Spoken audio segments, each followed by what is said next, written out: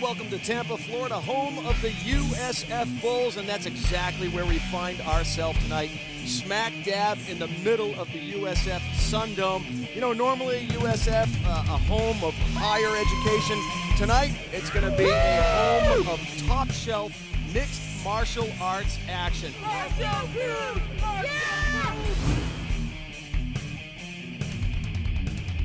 Hey everybody, I'm Jay Adams alongside Ben Glossop, Ron Yakman Yakovetti, and guys, this is the most electric I have seen Tampa in at least 3 years.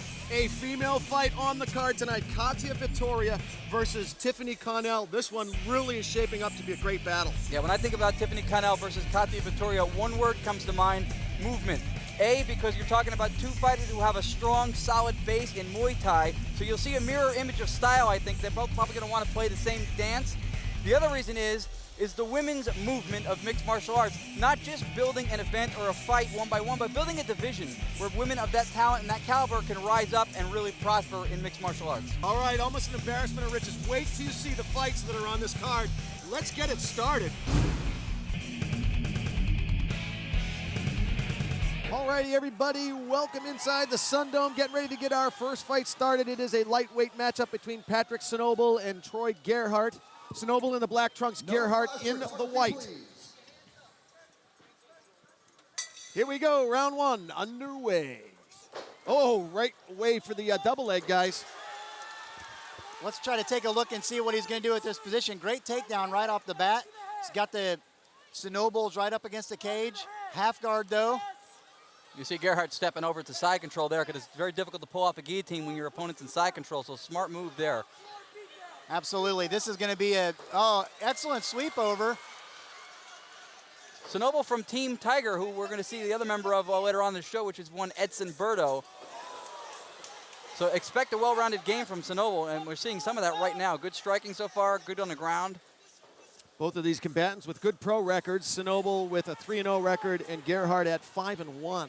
Gerhardt needs to be real careful here, because he's expending a lot of energy just throwing heavy punches to set up his takedowns. And he's getting on the ground, but if this fight goes 3 rounds, that's going to cost him in the long run. Yeah, absolutely. Something I like to reference in fights like this all the time, and you do it a lot at Art of Fighting because they have so many undefeated fighters, is the mentality of a guy who's not learned how to lose. Sinoble's just one of those guys. Fighting out of one of the best schools in Florida, of course, Team Tiger. Giselle Berto, Andre Berto, you've probably heard that name, one of the best boxers in the country right now. Andre definitely putting their name on the map. Gerhardt with mount now and starting to rain down shots on Sinoble, rather. Sinoble's going to have to turn and give up his back or try to get out the back door or something. He's not going to be in good position. Oh, headbutt right there by Gerhardt. Headbutt. Wow. Inadvertent headbutt, and he just begs to Jorge Alonso, the referee, I didn't mean to. Good sportsmanship to show that it was totally an accident.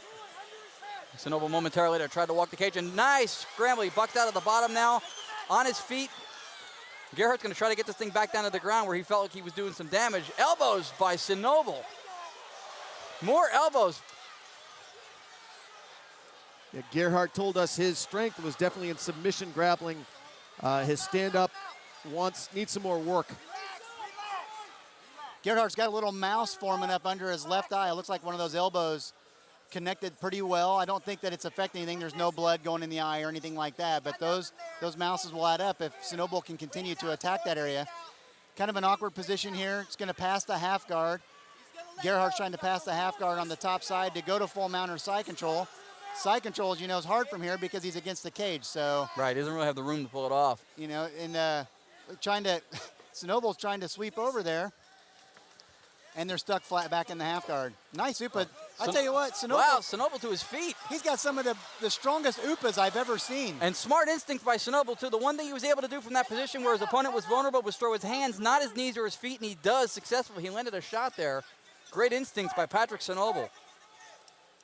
Jay, we've already seen it so far. This is definitely one guy wants to strike and the other guy wants it on the ground. And they're both fighting for their dominant position. And I really love to watch fights like this because it proves the chess match avenue, as people call it, you know, here in mixed martial arts. Even though Sinoble's only got 3 fights on his dossier so far, here's a guy who puts the artist in mixed martial artists. TKO, TKO, KO. He's finishing people.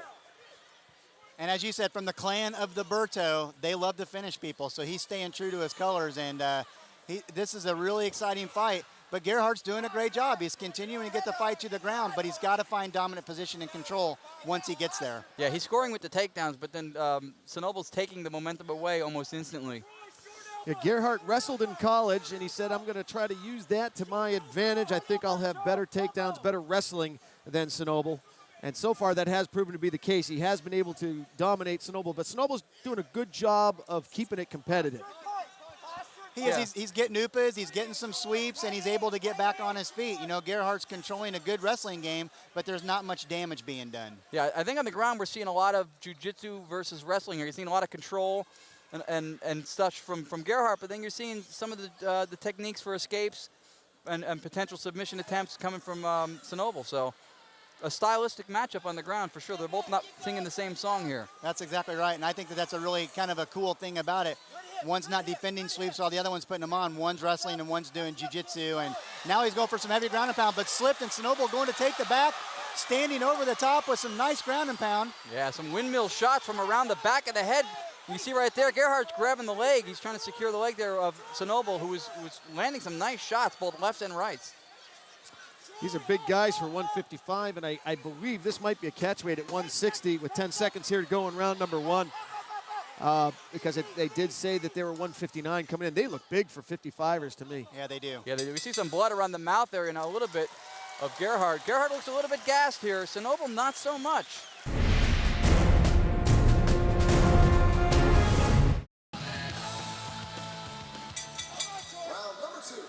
Here we go, round number two underway. This one's scheduled for 3 5-minute rounds. Patrick Snowball, Troy Gerhardt. You know, guys, we were talking at the end of the first round there, how do you score the fight? You know, one thing the judges are going to look at are those big ground and pound shots, the windmill shots that you called, Ron, that we're connecting. They might only be hitting Gerhardt's gloves as he's covering up, but the judges see heavy hands getting thrown. Oh, Gerhardt sees heavy hands, too, coming at him like Avatar in 3D. There it is. Big shots by Snowball. Speaking of heavy hands, holy cow. You know, Gerhardt changed his game plan. He didn't come out blazing like he did in the first round, and he got caught right there. Yeah, you know, another interesting point for scoring the first round, too, is that there were a lot of takedowns, and there were some escapes as well on the part of Snowball. So usually the escape counts less than the actual submission attempt. The takedown, of course, is going to score points. So it might be a lot closer round than we think. Yeah, it depends on how the judges weigh it, where they put their weight. Now, another interesting thing I noticed was Troy Gerhardt did not set up that takedown at all. And if he keeps doing that against a heavy-handed opponent like Snowball, it could be a short night for him. I love Gerhardt's wrestling, and he's doing great control, but he's got to adapt more to his game at this point against a guy like Snowball. He can't just control on the ground. He needs to get ground and pound. He needs to work for submissions. And as we can see, he's doing that right now. He's working to pass the guard. Oh, man, dangerously close to throwing a knee to Snowball's head. Made a smart decision to not do that. That's a one-way ticket out to the locker room right there. You don't want to do that. And you saw momentarily, it looked like Snowball was trying to set up a triangle momentarily, and then Gerhardt took advantage and passed the side control. Jay, we often talk a lot about fighters that have the patience. Look at that nice ground and pound setup.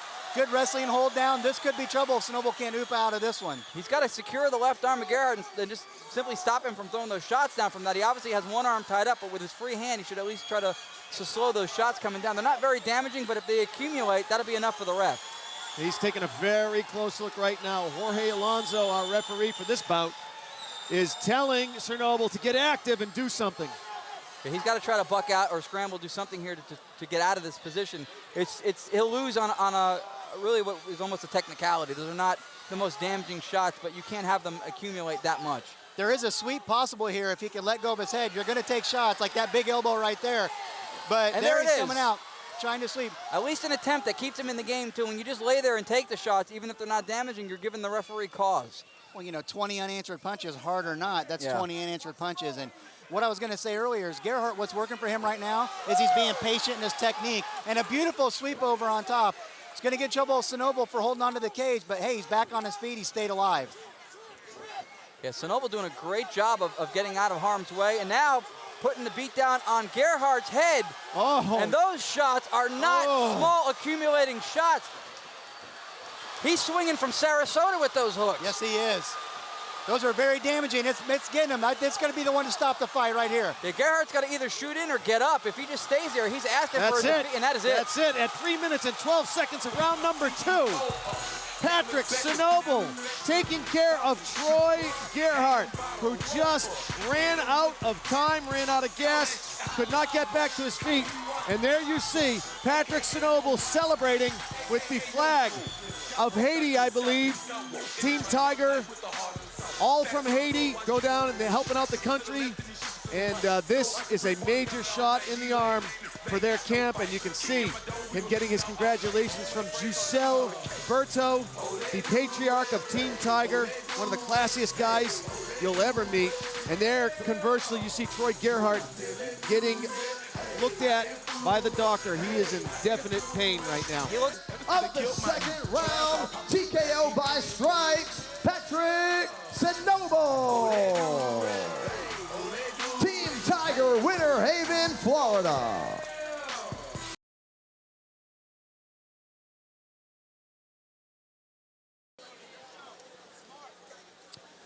All righty, getting ready to get this lightweight matchup underway. Referee Chris Adams making sure that the gate is locked and solid. Tom Malloy, our athletic commissioner here in Florida, says it is. And here we go, round number 1 underway. Barrow in the white and black trunks. Huertas in the black trunks with white trim. Nice shot by Huertas. Does what you're supposed to do as a wrestler. Didn't shoot at the target, he shot through it. Took a nice little shot to the chin. Barrow had a jab, and he took him a nice armbar setup from the guard here. Standing up isn't going to help. It only locks the arm out tighter. Paul Barrow's cranking it. Well, sometimes slamming him down only makes the submission tighter too. It's going to be interesting. He's got to push into the armbar. There he goes, right there. Takes some of the pressure off. Keep your arm bent. Obviously avoids the arm lock. Get down in a space where you're not being pressured, and you can throw a little ground and pound. Sometimes the softest of punches will make someone reevaluate their submission attempt. And here we are with a nice guard game. Barrow on the bottom and Huertas on the top. Yeah, Barrow recovered guard nicely there once he had to give up the submission. Ooh, But triangle, he's still triangle. controlling it. There he goes. Oh, He's going for the armbar again. He's tapping. At 58 seconds of the first round, Paul Barrow. Wow, the communications major made his point clear and fast. Paul Barrow, the USF student, at 58 seconds of round number 1. Couldn't quite cinch that armbar the first time, guys, but the second time was the charm. Great technique by Barrow. You saw him momentarily looking for a triangle. You go for the triangle. If you don't have it, you have the armbar to go to next, and he did. And he worked that armbar a couple times until he got what he wanted. Quality sister moves. One goes from one to the other if they don't work, and that was a great display of grappling by Paul Barrow. Paul Barrow. Taking a look, he's got it locked in nice and tight. They showed a short shot there, but once it's locked in, it's nearly impossible to get out, and that was beautiful technique. Matt Arroyo's very proud of his student Paul Barrow as well. He should be. Yeah, Paul Barrow sends the message to Anthony Huertas, welcome to my jungle. And the official time is 59 seconds in the first round. Fighting out of the blue corner, winner by armbar submission, Paul Barrow, ladies and gentlemen. Let's hear it again for Anthony Huertas from the jungle. Paul. All right, I'm here with Paul Barrow. Great fight there against a very tough Anthony Huertas out of Jungle MMA, one of the best schools in Florida. You're from one of the best schools in Florida, Gracie, Tampa. That first armbar, couldn't quite lock it out, but the second time was the charm. First, I want to say thank you to Gracie, Tampa South and Matt Arroyo and all my trainers. We are the #1 school in Florida. We have the best trainers. All right, very good. Now, you got some notes here because you're going to have to say thanks to your sponsors. But walk us through that second armbar. What, was that your strategy right away? Because, of course, Matt Arroyo, Rob Kahn, really outstanding on the ground. Was that your strategy from the beginning, Paul? Honestly, it wasn't our strategy. He kind of took me down. We've been practicing not getting taken down. Got taken down anyways. And he left the armbar open on the cage, and I took it. Thought I could do it a second time after he got out the first, and it was there. All right, quickly, the sponsors, real fast. Yeah, thank you. I want to thank Southern Tire, Gracie, Tampa South, they're the best. The bungalow is where my after party is. Everyone show up at the bungalow, please. Wait a minute, I got Cigars Direct, I got Osa Fight Gear, I got the Fighter Warehouse, Central Florida Holding Group, the Hair Loss Cure, and Total Health and Wellness.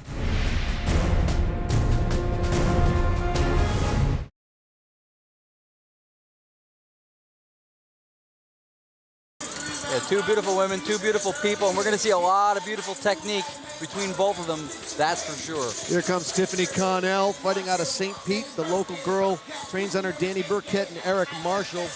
Eric Marshall, great striking coach. He has great pedigree on his feet. Danny Burkett, a great groundman as well. This is a high-quality fight, even though these two young female fighters are making their pro debut. They both have a lot of amateur fights, and they're both cornered by great schools. I've seen Tiffany in kickboxing matches before, and she's not afraid to stand toe-to-toe, and she's not afraid to take it to her opponent. Now we're just all learning about Katya, but we're going to see how this pulls out.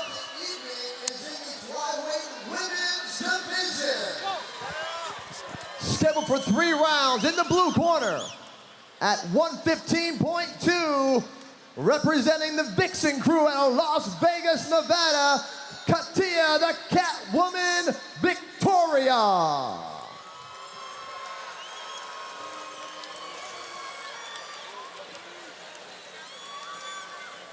And in the red, also at 115 from International Fighting Systems out of St. Pete, put your hands together for Tiffany "Tippy" Connell.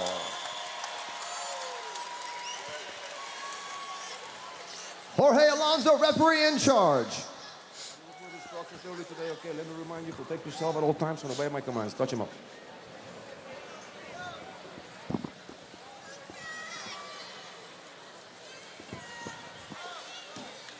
Alrighty, welcome back everybody. Getting ready to get this 115-pound matchup underway. Katya Victoria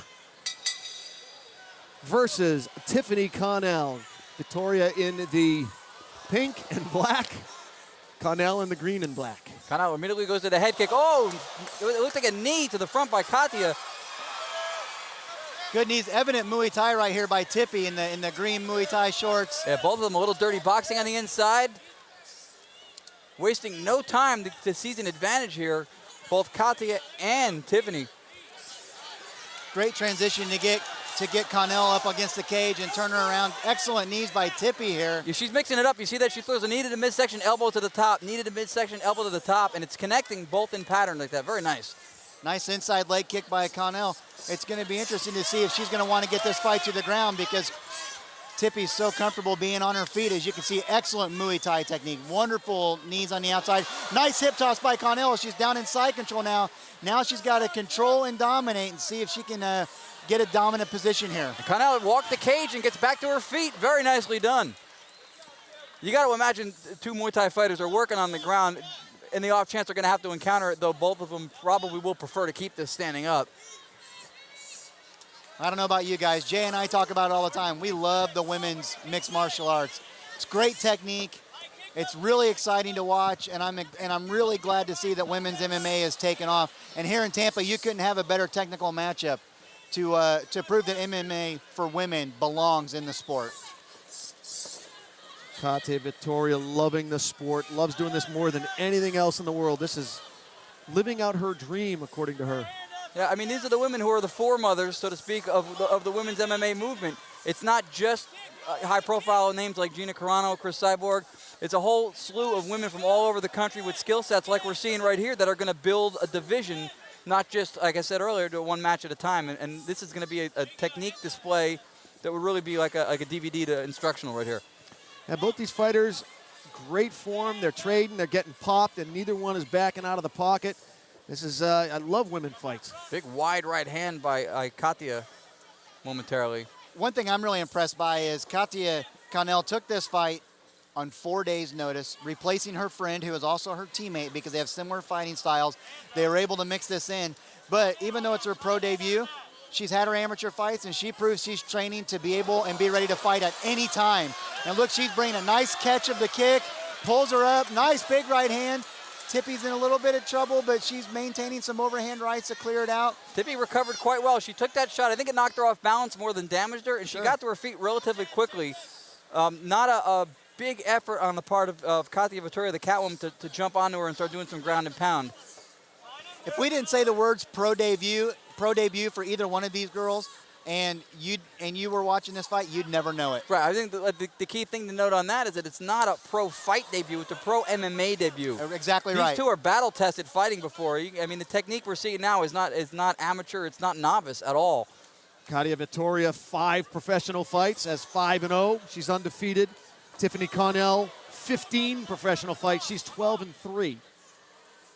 And as you were saying earlier, Ben, Katia Vittoria replacing Michelle Gutierrez.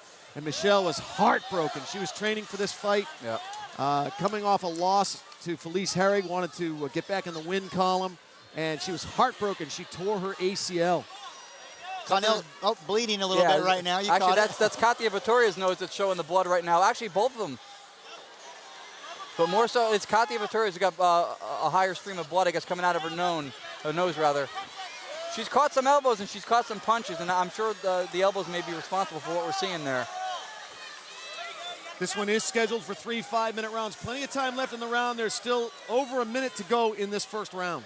You notice the pacing has slowed down just a bit. I mean, they both went for broke in the beginning of the round, and then they both were able to take some shots and a nice ebb and flow, and I think both parties have realized that this might go the distance.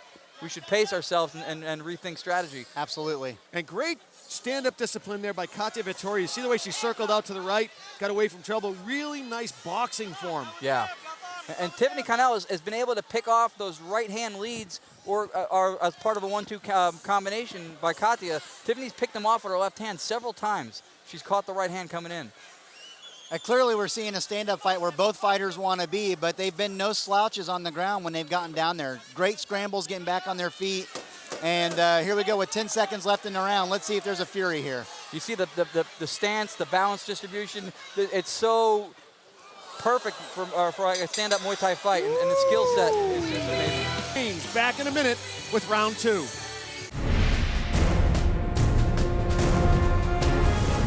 And welcome back, everybody, to Art of Fighting Payday number 7 from the USF Sundome. It's round number 2 between Katia Vittoria and Tiffany Connell. Connell begins the round. She did the last round with a left head kick.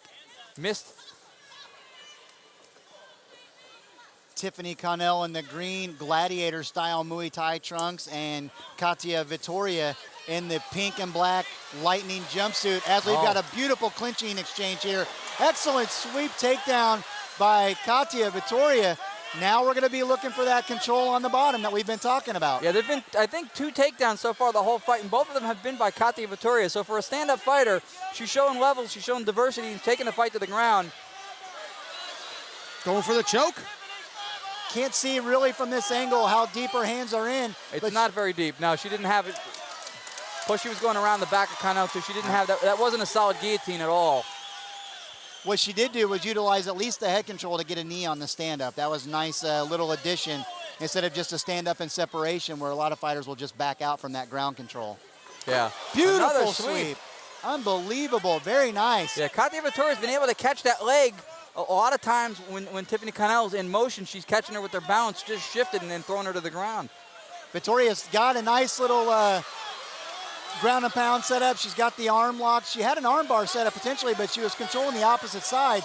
When here she is putting her weight down high on Connell's chest, raining down the punches.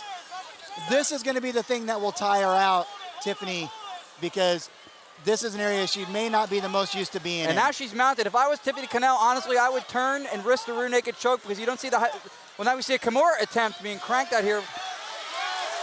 She's coming out the back door. She can relieve pressure. She has relieved pressure by trying to take her back, but looks like Katia Vittoria still has control of the arm in a hammerlock. Oh, she had to let go. A beautiful defense by Tiffany Connell. Yeah, she was in a little bit of a jam there. A little ground savvy by both stand-up fighters. I tell you what, and there's 2 words right there, shoulder flexibility, because most people won't get out of a tight Kimura like that if they don't have loose shoulders. Yeah, that was really nicely done. She handled it just right. I'm thinking at this point, Tiffany Connell is going to want to stay on her feet. I don't think she wants any more of this ground game with Katia. She's got to be careful. When she throws that one kick with her right leg, she's getting her left caught, or she's getting tripped from the other side, and it's happened a few times too. She's got to be careful that every time she throws one of her legs, she's getting tripped. And the right leg kicks by Vittoria are landing. If you can get a good look at the back left side of Connell's hip, right on her upper hamstring. It is starting to really bruise and turn red, and eventually that will take its toll later in the fight. The left side of her hip. All right, Benjamin, you're a fighter. Let's throw you in the hot seat. What do you tell Connell to do when she's coming in with those kicks? She's got to come in differently. She comes in with the kick straight up. She's getting tripped almost every time now. Well, right now she's got to work her angle. She's got great footwork, but she needs to sidestep or cut a 45-degree angle, for example, and throw the kicks at an angle that are going to throw off the pattern and kind of mix it up a little bit. Kicks will land really well on the legs in that format as well. She just can't stand and trust her flexibility straight on anymore because sometimes it works, but obviously right now it's not. Oh, she just ate that right push kick right in the face. The other question, too, can she move that arm? She had it cranked by Kimura by an Americana attempt. Can she even, I haven't seen her throw that, that's the first time I've seen her throw that right since that submission, or at least throw it with any kind of conviction. So we'll have to keep an eye on that as the fight progresses. Tiffany Connell seems to have the heavier hands of the two. She seems to do more damage per shot, but she's eating a little bit more of the activity from Katia Vittoria than she probably should. What I'm loving right now, guys, is that they're both equally winded, which means they both look like they still have the same amount of energy against each other as when the fight very first started. Yeah. You know, they're both controlling their pace. They're exploding when they need to, but they're stepping off, loading up their punches, executing great technical kicks. I mean, look at the last fight we just watched. You know, you gas out because you kind of overdo it a little bit. Yeah. And that's okay in this sport because sometimes you need to do that too. But these girls are putting it on, and it is so evenly matched, man. We couldn't ask for more. Yeah, and a match like this is when you kind of welcome the progress bar you get in a video game where you just see how much steam each person has left, because it would probably be quite equivalent, like you said, in this fight. Well, that's why I build my own characters and give myself all the power and speed you can possibly have. That way I never get tired. You're the cheat code guy. I've heard of you. Still, yeah, great action so far. The blood on Katia Vittoria's nose once again starting up. Good job by her corner to sustain control of that bleeding because it wasn't too bad when the round began. it is. It's a good blood flow. I mean, it's not pouring out. She's not going to be tasting it or swallowing it, you know, from inside the throat. And with 10 seconds left in the round, will there be another flurry? Another great kick by Vittoria. Another great kick. And we're going to round 3, guys.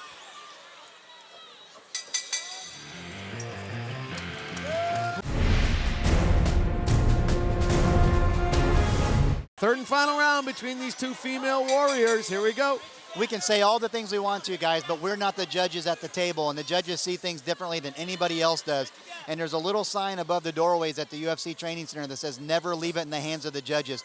And this fight, we think somebody's got the edge, and that's Vittoria, but it's still close enough that they need to go in with that mentality. Somebody's got to win this fight in this round. An interesting position if it ends up being such. We're two stand-up fighters, predominantly their base anyway. The fight's determined by someone having a little bit more of a ground game with takedowns and a little bit more, you know, a little more business acumen on the ground from Katia Vittoria. That might be the decision maker. Absolutely. And the judges also, by the way, you know, they don't have a monitor on table like we do, so they really only get one point of view. So sometimes that could also affect how the scoring goes down. Nice right hand by Vittoria that just clipped a little bit, kind of shaved off the chin, but cocked Connell's head just a little bit. And, you know, those are the things the judges are looking for. You know, the good strikes with good positioning and nice target. My man Connell is just tough as nails and staying in there and definitely, even in the third round, worn out, but giving it back. Yeah, Tiffany Connell's tough. She's taken everything that Katia Vittoria's given her. Whoever wins this fight, great for them. Whoever loses this fight, great for them. They both need to be back in the cage as soon as possible because they deserve to represent women's mixed martial arts because this is what it's all about, and this is why we love it so much. Absolutely. I've watched female fights, you know, anytime, any day. You got Tiffany Connell in there, the ISKA Florida State champion in Muay Thai. You got Katia Vittoria in there representing, you know, Michelle Gutierrez, Kim Couture, and Team Tap out in Vegas. These guys are both quality, and they're both putting on the line here. Was there a show in California called Fatal Femmes? There was. You know, this is just these two beauties going at it in here. This is our own little Tampa Bay version of that. Yeah, there was Fatal Femmes fighting. It was an all-female organization, and it was great. And it was stuff like this, and these are the women right here that are putting the sport on the map just as much as any man is. I want to tell you what, and that's a testament to this promotion, the Art of Fighting. You guys are watching the top promotion in the state of Florida, in the Southeast. They just keep getting better and better, and it's awesome matchmaking like this that proves that Art of Fighting deserves its name on the map of mixed martial arts. Well, we were at the weigh-ins, and I told Nate Smith, the promoter, the owner of Art of Fighting, that this group This Art of Fighting group is revitalizing MMA throughout Central Florida, Northern Florida, and soon Southern Florida. They are really giving a major shot in the arm to the sport. Speaking of major shots in the arm, in the head, and in the shoulder, compliments of Tiffany Connell's elbows. She's making up some ground here. Still have 2 minutes, about 2 minutes to go here, a little over 2 minutes to go here in the fight. Connell has some incredible clinching ability, some of the best that I've seen in mixed martial arts. She can control the head. She utilizes her hip movement, the swinging of the hips for the knees. It's incredible. She is very, very talented, and she's adapting her kickboxing for mixed martial arts very well. She's not just a kickboxer who's trying an MMA fight. She is adapting her game to be successful in an all-around, no-holds-barred mixed martial arts concept. And I can't believe that, you know, this is any more exciting because her opponent, Katia Vittoria, is doing the exact same thing. The Katia Vittoria caught her with a head kick, grazing shot momentarily while you were speaking a minute ago. And Tiffany Connell's got a mouse growing on the side of the left side of her head. I believe it was from some of the elbows on the inside, and that right hand's not going to help, that the Catwoman threw at her. And Katia Vittoria was quoted before the fight as saying that she was looking forward to being able to throw elbows, and she has, in fact, done just that. I would bet that that mouse on Tiffany's head is from a lot of those elbows. And she's doing an excellent job utilizing her Muay Thai skills as well, and both of them still having some great energy. They still look even against each other. Great little leg sweeping kick right there, and Connell's doing a great job to control her bounce. Good left hand, good strong jab. Vittoria is throwing some great push kicks and axe kicks. They're all landed. Good teep kick right there. Both of them trading. Man, I could watch this all night long. And the odd thing is that even though this fight's going to end soon, it looks like these two could do this all night long. Nobody looks gassed out to me in this fight. Wow, nice exchange there. Holy smokes. Right now in this moment, I don't care about world title fights. I don't care about other great fighters on the card tonight. I want this one to keep going.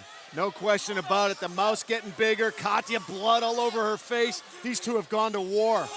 You know what's great about a skilled fighter, too, is as the fight gets at the end, 10 seconds left in the round, but they show more energy as opposed to getting more tired. Another axe kick. Look at them go.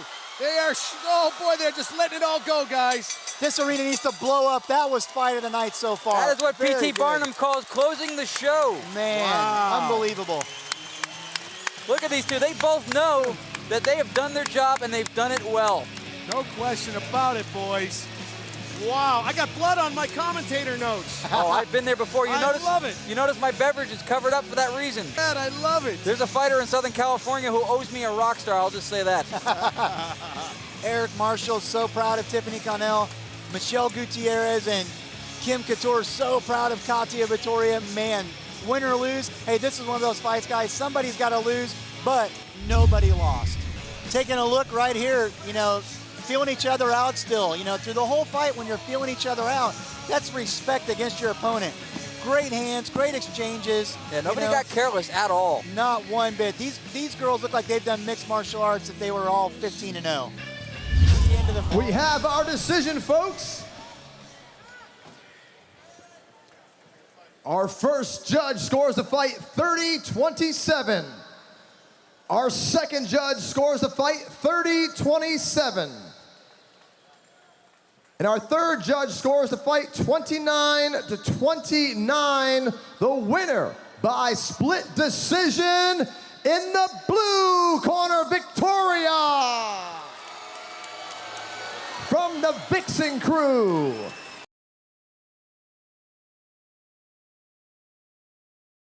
Now we are looking at the big man, Imani Lee, boxing on his feet, backyard wrestling on the ground. Nothing 315 pounds should move that fast unless it has a license plate on it. Look at Batista in his corner, guys. His corner guy wow. is a monster, and yet he still looks small next to Imani.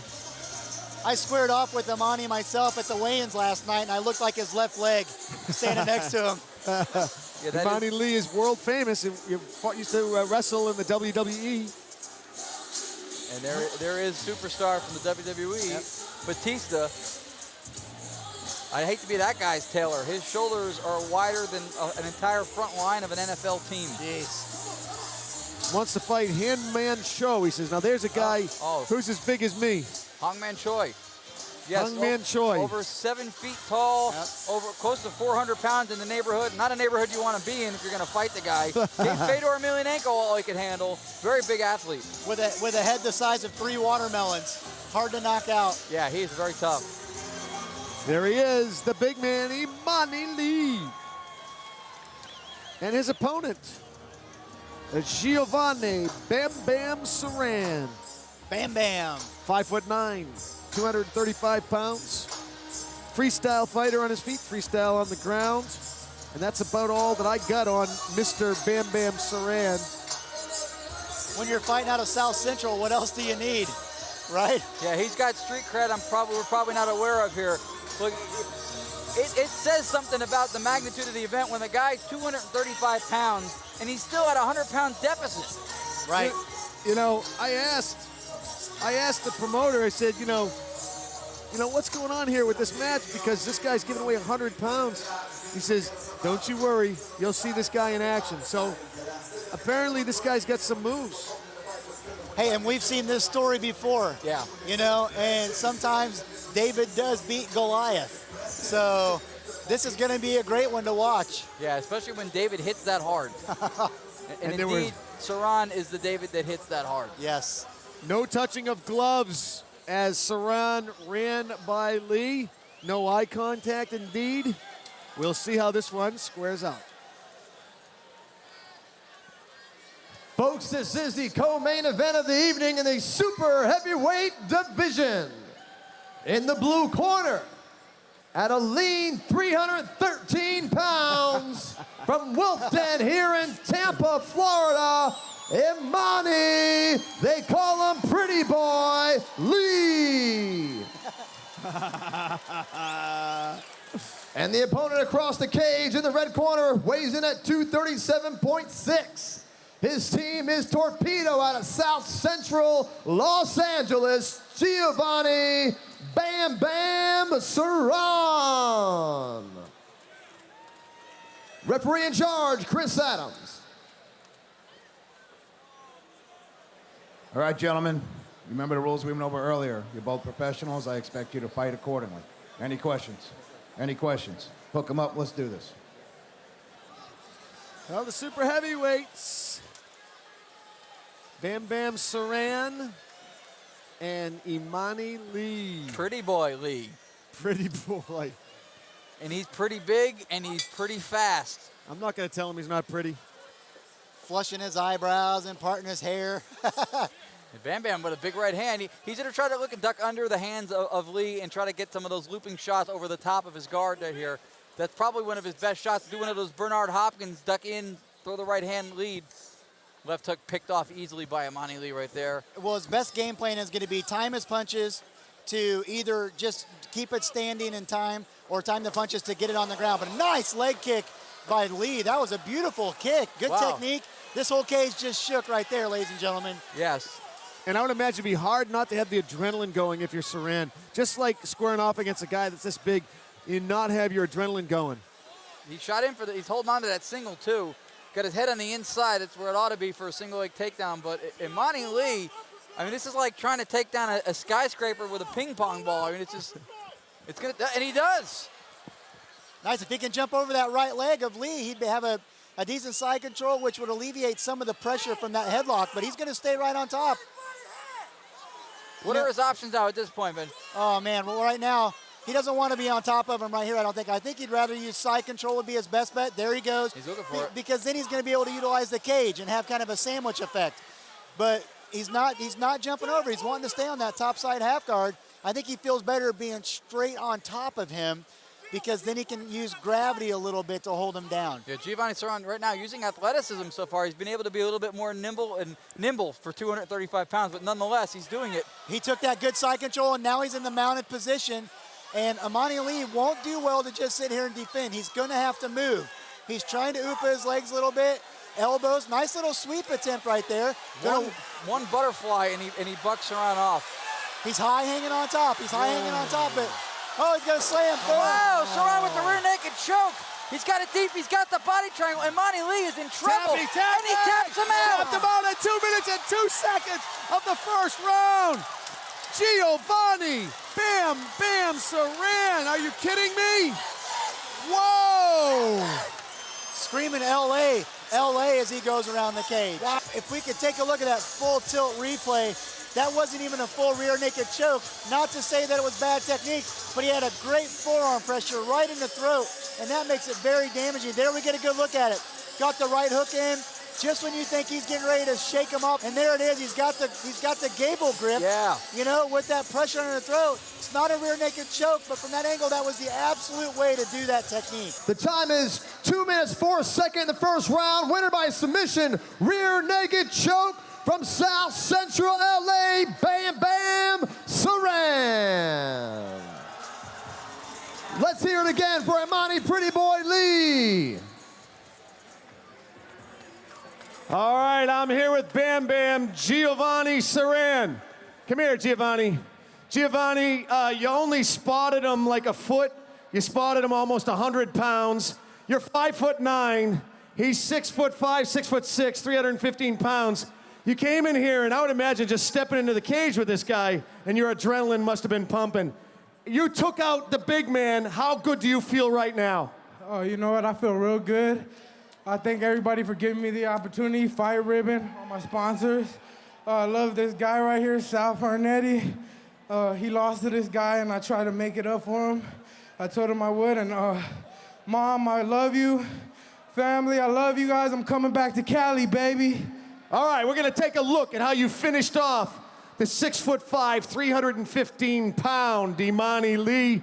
It was just tenacity, grit, guts, and somehow you got his back, and you got the choke in, and he had that gable grip, and as Ben Glossop and Ron Yakman Yakovetti were saying, it wasn't the type of choke that was gonna choke him out. It was just the pure pressure on his windpipe. Here it is right here. Walk us through it. Oh, right there, I was like, shit, he's gonna slam me. And he did that, and I just went for it. That's all I had. Were you nervous at all getting into the cage with such a big guy and with such a reputation? Yeah, you know what? When I was at weigh-ins, I seen a lot of faces looking at me like I was retarded for taking this fight, and giving up the weight and the height advantage, but you know what? I live for this, man. That's all I got. Give it up for him one more time. He took him out. He did it for you guys. Outstanding job.